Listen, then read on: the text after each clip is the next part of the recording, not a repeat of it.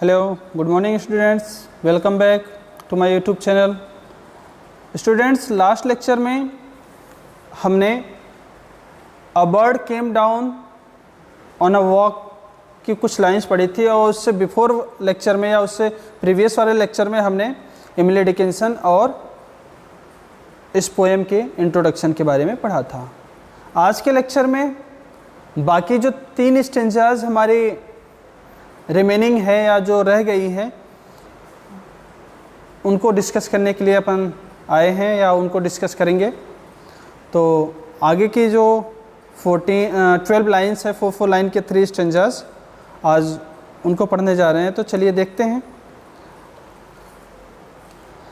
तो अगली लाइंस इससे पहले हमने पढ़ा था, तो पहले 2 स्टेंजाज में उसने पोएटेस ने अपने ऑब्जर्वेशन को एक्सप्लेन किया था कि how she saw a bird that came into her ground या into her footpath of her home and what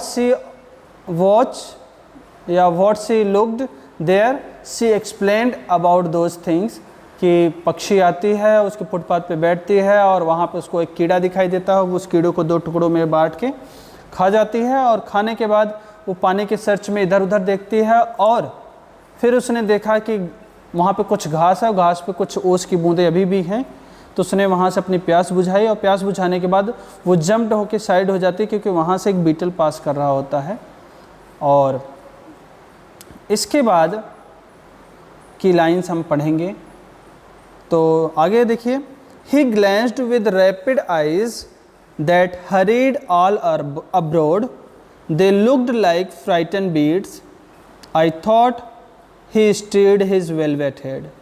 glanced मतलब लुक्ड देखना, रैपिड मतलब स्विफ्ट तेजी से, हरीड का आपका पता ही है, हरी तेजी से या जल्दी में, ऑल अब्रोड मतलब डिस्टेंट दूर दूर, फ्राइटेंड मतलब फियर डरा हुआ, और स्टीर्ड मतलब हो गया मूव्ड हिलाना या हलचल पैदा कर देना। तो देखिए इन लाइंस में क्या कह रही है कि अभी तक उसने क्या एक्सप्लेन किया है कि वो धरती पे आती है फुटपाथ पर, एंगल वॉर्म को टुकड़ों में बांटती है और उसको खा जाती है। और उसके बाद वो बताती है कि पानी पीने के बाद वो उछल करके साइड हो जाती है और एक बीटल को वहाँ से पास होने देती है। उसके बाद कहती है कि then the bird looked all around या लुक्ड या वॉच्ड इट्स अराउंड, अपने आसपास देखती है। मतलब these lines shows the nature of birds. ये जो लाइन्स हैं ये एक पक्षी के नेचर को एक्सप्लेन करती हैं कि the birds are very attentive. Birds क्या होते हैं? वेरी अटेंटिव होते हैं of its surroundings at all time. वो बर्ड्स जो होते हैं, आपने कभी पक्षी को नोटिस भी किया होगा कि आपके आसपास कहीं खाने का टुकड़ा गिरा हो या पानी रखा हुआ हो। आप लोग कई बार प्याऊ वगैरह पे भी देखते होंगे कि पक्षी पानी पीने से पहले बहुत तेज़ी से अपने सिर को, अपनी आंखों को इधर उधर घुमाती है या देखते रहते हैं कि कोई उसको नोटिस तो नहीं कर रहा है, कोई उसकी साइड में आ तो नहीं रहा है। तो ये जो नेचर है जिसको पोएटेस ने ऑब्जर्व किया था उसको इन लाइंस में वो एक्सप्लेन करती है। तो these lines shows the nature of the birds that the birds are very attentive of its surroundings at all time. Birds हमेशा अटेंटिव होते हैं अपने आसपास के वातावरण को लेकर के। It glanced around with rapid eyes. It glanced around with rapid eyes, तेज़ी से मतलब अपने तीव्र आँखों से या रैपिड मूवमेंट के साथ। It moved its eyes around itself या around its in its environment. तो क्या कह रहा है ये पोएटेस कि the bird glanced around with rapid eyes. Bird ने अपने आसपास की चीज़ों को बहुत रैपिडली देखा। फिर आगे क्या कह रही है कि दे लुक्ड लाइक फ्राइटेंड बीड्स और उसकी जो आंखें थी ना, आंखों के बारे में बात की जा रही है कि रैपिडली उसने अपने आइज़ को चारों तरफ फिराया, अब्रॉड मतलब दूर दूर स्थान तक या डिस्टेंट प्लेस तक उसने अपनी आंखों को दौड़ाया। अब वो क्या कह रही है कि दे लुक्ड लाइक फ्राइटन बीड्स, मतलब पोएटिस के लिए, पोएट के लिए या स्पीकर के लिए उसकी आंखें कैसी लग रही थी? फ्राइटन बीड्स, डरी हुई बीड्स की तरह। I thought he stirred his velvet head, फिर उसने सोचा, किसने? पोएटिस ने या स्पीकर ने, कि उसने अपने वेलवेट हेड को हिलाया। वेलवेट हेड बच्चों, आपने पक्षियों के सिर को देखा होगा, कितने सॉफ्ट होते हैं उनके बाल, तो वो सॉफ्ट इतने होते हैं जैसे वेलवेट, कोई मखमल हो, तो मखमली एहसास दिलाते हैं, इसलिए उसने उसको वेलवेट बोला है। तो अब आगे क्या कह रही है कि टू द पोएटिस या to the poet its eyes looked like frightened beads, poetess के लिए उसकी आंखें फ्राइटन बीड्स की तरह दिखाई दे रही थी। The bird stirred its velvet head, और उसके बाद उसने क्या नोटिस किया? The poetess notice that the bird stirred, उसने मूव्ड किया इट्स वेलवेट हेड, अपने मखमली सिर को। क्यों किया? Perhaps because it had become aware of the poet, शायद उसने इस बात का एहसास कर लिया था पक्षी ने कि पोएटिस उसको देख रही है, तो उसने अपने वेलवेट हेड को बहुत तेज़ी से मूवमेंट में ले आई, या अपने वेलवेट हेड को मूवमेंट दिया या हिलाया। तो इन 4 लाइन्स में पोएटिस ने बर्ड्स के नेचर को एक्सप्लेन किया है कि हाउ अटेंटिव दे आर, वो कितने अटेंटिव होते हैं अबाउट देयर सराउंडिंग्स, अपने सराउंडिंग्स को लेकर के, अपने इन्वायरमेंट को लेकर के। और फिर वो बताती है कि this bird also glanced around with rapid eyes, अपने आँखों के तेज़ी से, आँखों से अपने चारों तरफ देखती है, या अपने आँखों से तेज़ी से चारों तरफ के नज़ारे को देखती है। And to the poetess her eyes या the bird's eyes were like frightened beads, then the bird moved its velvet head. आगे देखिए, like one in danger cautious I offered him a crumb and he unrolled his feathers and rowed him softer home. अब ये जो first line है, ये हम ऊपर वाली लाइन से ऐड करते हैं, और उसके बाद इसका मीन बिल्कुल क्लियर हो जाएगा कि उसने अपने वेलवेट हेड को ऐसे हिलाया है जैसे कि like one in danger, like someone is in danger, जैसे कि कोई डेंजर में है, कोई डेंजर में होता है, खतरे में होता है, तो अपने आँखों को, अपने सिर को बहुत तेज़ी से हिलाता है, चारों तरफ नज़ारे देखता रहता है, कहीं से प्रॉब्लम तो नहीं आ रही है। तो the bird also moved its head like she is in danger. Now the poetess explain about her own movements या her own incidents या her own works that she done. तो क्या कहती है कि now the poet बोल रहा है ना, cautious मतलब very carefully. The poetess offered him a crumb. crumb लिखा है स्क्रैप ऑफ फूड, खाने का टुकड़ा या रोटी का टुकड़ा। तो द पोएटिस कॉशियसली या केयरफुली गिव या ऑफर्ड सम पीसेज या सम स्क्रैप्स ऑफ फूड, कुछ खाने का या रोटी का टुकड़ा उस पोएटिस ने उस पक्षी के सामने डाला। But the bird didn't accept her interference, लेकिन उस बर्ड ने उसके इंटरफेरेंस को बिल्कुल एक्सेप्ट नहीं किया। सी या the bird didn't like her interference, उसको बिल्कुल पसंद नहीं आया पोएटिस का इंटरफियर करना। क्यों? क्योंकि बर्ड अपने वर्क में बिजी थी, अपने हिसाब से रह रही थी, बट पोएटिस ने जैसे उसको खाना ऑफर किया तो बर्ड को ऐसा लगा कि ये इंटरफियर कर रही है, और सी डज नॉट रिएक्ट पॉजिटिवली या the bird does not react positively, उसने पॉजिटिव रिएक्शन नहीं दिया टू दिस इंटरप्शन, इस इंटरप्शन को या इस अड़चन को। और उसने क्या किया? ही अनरोल्ड हिज फीदर्स, उसने अपने पंखों को ओपन किया। फीदर्स पंख आप जानते हो, अनरोल्ड मतलब ओपन करना। तो उसने अपने पंखों को ओपन किया and flu away towards her home या टुवर्ड्स इट्स नेस्ट, अपने घर की तरफ ये उड़ जाती है। कौन? पक्षी। तो सेकेंड स्टेंजा में हमने क्या देखा? आज के सेकेंड स्टेंजा में हमने ये देखा कि the poetess carefully offered some scraps या some pieces of food to the bird, but the bird did not like poetess interference and the bird open its feathers and flew away from there, वो वहाँ से उड़ जाती है। Okay, कहाँ उड़ जाती है? टुवर्ड्स इट्स नेस्ट या टुवर्ड्स इट्स होम, अपने घर की तरफ ये उड़ जाती है। तो आई होप ये दोनों स्टेंजा आपको समझ में आ गया होगा। अब चलिए इसका लास्ट स्टेंजा देखते हैं।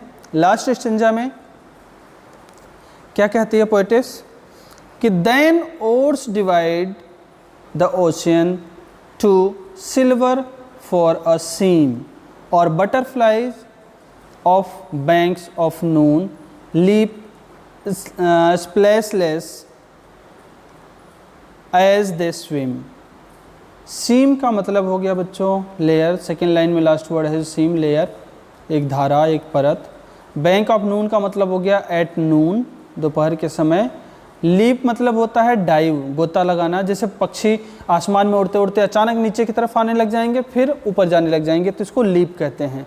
स्प्लैशलेस मतलब विदाउट एनी साउंड। आप देखते हो पक्षी उड़ते रहते हैं तो उनके पंखों के चलने की बिल्कुल भी आवाज़ नहीं आती, तो स्प्लैशलेस। सो इन दीज 4 लाइन्स, इस 4 लाइन में पोएटेस क्या एक्सप्लेन करती है, या by these 4 lines we can see the speaker is interested in the movement of the bird। in these 4 lines we can see the speaker's interest, speaker का interest देख सकते हैं किसमें? in the movements of the bird through the air, हवा में bird के movement के बारे में या मूवमेंट में इंटरेस्ट दिखाती है। कौन? स्पीकर। और क्या कहती है? Now he compares the flight of bird with ores and butterflies. In 4 lines में पक्षी के उड़ान को, उस पक्षी के उड़ान को पोएटेस ने 2 चीज़ों से कंपेयर किया है। फर्स्ट लाइन में आप देख रहे होगे ओर्स, ओर्स मतलब होता है पतवार। पतवार जानते हो, जब आप नाव चलाते हैं तो नाव चलाने के लिए, नाव को आगे बढ़ाने के लिए जिस चप्पू की सहायता होती है या जिस पतवार की सहायता होती है या जिससे हम पानी को पीछे धकेलते हैं ताकि नाव आगे बढ़ सके, उसको कहते हैं ओर्स। और आपको पता है कि ओर्स नाव में दोनों साइड होता है। कभी आपने नाव देखा हो या मूवीज़ वगैरह में देखा हो तो नाविक दोनों तरफ से चलाता रहता है, दोनों हाथों से अपने। इसी तरह से पक्षी के दोनों साइड के विंग्स को उसने ओर्स बताया है, वो पतवार की तरह बताया है। और फिर उसने उसको पक्षी को किससे कंपेयर किया है? बटरफ्लाई की तरह। तो चलिए 1 बाय 1 करके देखते हैं। Firstly she describes its flight या the bird's flight as the oars dividing the ocean. Ocean मतलब समुद्र या पानी, आप पानी सिंपल वे में कह सकते हो। Firstly the poetess describes the flight of bird as oars। किसकी तरह कंपेयर किया उसने या किसकी तरह डिस्क्राइब किया है? oars, that is dividing the ocean, या ओशियन को जो डिवाइड करे या पानी को जो डिवाइड करे उस ओर की तरह।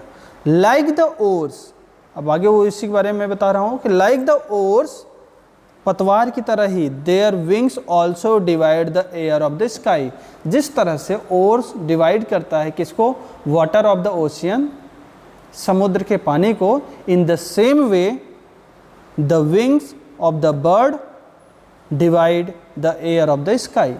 इसी तरह से हवा को कौन डिवाइड कर रहा है? उसके पंख डिवाइड कर रहा है, एक लेयर के रूप में, एक सिल्वर लेयर के रूप में। Then the poet presents an image of butterfly flying around at noon। banks of noon का मतलब हो गया at noon, दोपहर के टाइम में। now the poetess explain या the now poetess presents before us an image of a butterfly, हमारे सामने एक इमेज लेकर के आती है और ये इमेज किसकी है, बटरफ्लाई की, दैट इज फ्लाइंग, जो कि उड़ रही है इन द नून, दोपहर के टाइम में। लीप स्प्लैशलेस एज दे स्विम, मतलब एज दे फ्लाई, स्विम का मतलब यहाँ है फ्लाई, एज दे फ्लाई मतलब जैसे बटरफ्लाई या तितली उड़ती हैं, लीप डाइव लगाती हैं या इधर उधर जाती हैं, they did all this things या they do all this things splashlessly या विदाउट एनी साउंड। आपने देखा होगा तितली को उड़ते हुए, कभी तितली की उड़ान में कोई आवाज़ आती है आपको, क्या कोई आहट आती है, नहीं। ठीक इसी तरह से उसने कंपेयर किया है किसको, पक्षी के उड़ान को। तो now the poetess presents an image of butterfly flying around at noon, there movement is very fluid and smooth. Butterfly की मूवमेंट्स कैसी हैं, वेरी फ्लूइड, बिल्कुल तरल या बिल्कुल पानी की तरह, बिल्कुल smooth. The poetess imagines these butterflies swimming without a splash. Poetess क्या इमेजिन कर रही है कि दीज बटरफ्लाईज आर स्विमिंग या are flying without a splash, बिना किसी साउंड के।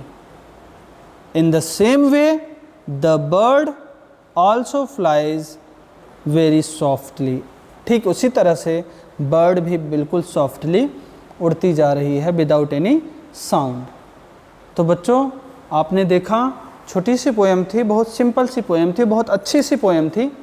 आपको एक सिंगल रीडिंग में ही समझ में आ जाएगी कि पोएटेस एक दिन एक पक्षी को देखती है जो उसके गार्डन में आती है, और गार्डन में आने के बाद फुटपाथ पे उसके मूवमेंट्स को देखती है, और उसी दौरान वो देखती है कि इस बर्ड ने एक कीड़ा देखा पृथ्वी पर, और उस कीड़े को उसने 2 टुकड़ों में बांट कर खा लिया।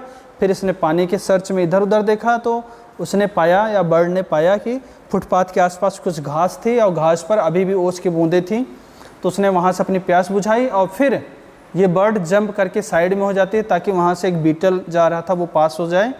और फिर उसके बाद उसने, पोएटेस ने किसके बारे में एक्सप्लेन किया, उस पक्षी के बारे में, कि उस पक्षी ने वहाँ पर इधर उधर देखा, और इधर उधर देखने के बाद उसके मूवमेंट्स को एक्सप्लेन किया पोएटेस ने, कि उसकी आंखें बहुत तेज़ी से चारों तरफ देखती हैं, और चारों तरफ अपने आंखों को घुमाने के बाद वो अपने वेलवेट वाले गर्दन को या मखमली गर्दन को थोड़ा सा, या सिर को थोड़ा सा मूवमेंट में ले आती है, और जैसे कि कोई